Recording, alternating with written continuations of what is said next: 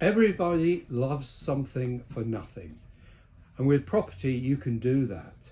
There's a little known thing called adverse possession, which means that the ownership of property is not where you think you buy it, but it's by possession.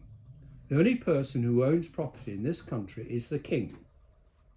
Us, as our humble subjects, can only have possession.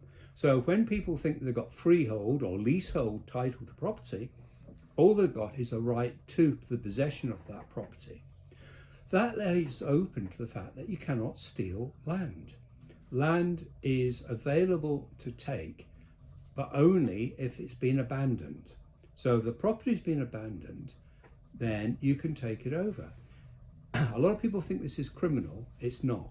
You can't go into someone's property who's just going on holiday and say, well, it's been abandoned. We are talking about property for which the owner has disappeared, is no longer in existence. In those circumstances, you can legitimately become the owner of the property. It's very easy to do. I've done it a few times, but you've got to make sure that there is no owner in the background. And you know the easiest way to learn that? How to find out where the owner is? Go and talk to the neighbours. They will tell you. I've gone around looking for properties. I was given a list by the council. They said these properties were abandoned. They certainly looked abandoned until I chatted to the neighbour. And they said, no, the person turns up about once a year, has a look at what's going on, and toddles off. That is not an abandoned property. The owner is there. The owner is still asserting their right to possession.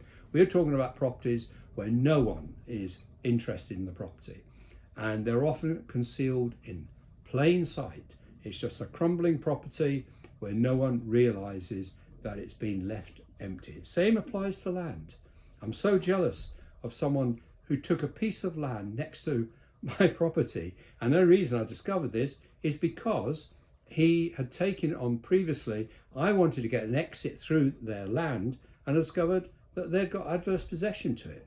He's now retired to Spain, living in a bungalow from the rental income he got from the property. Because once you take possession of the property, you are, in effect, the owner.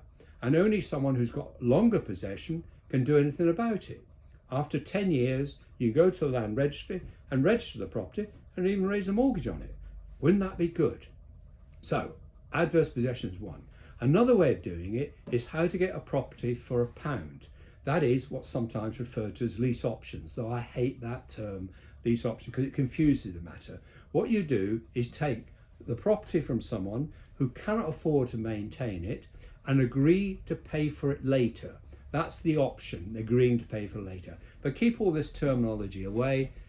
What you do is offer people the way out of their financial crisis. Instead of handing the keys back to the lender, they hand the keys to you. You keep up the mortgage payments, you maintain the property, and sometime in the future, you buy it by raising finance. You can learn all about this by seeing my webinar. Go to hmodaddy.com. hmodaddy.com. There's a free webinar, no obligation. Have a look at it. Learn about how you can get properties for no cost at all. Thanks to you for listening.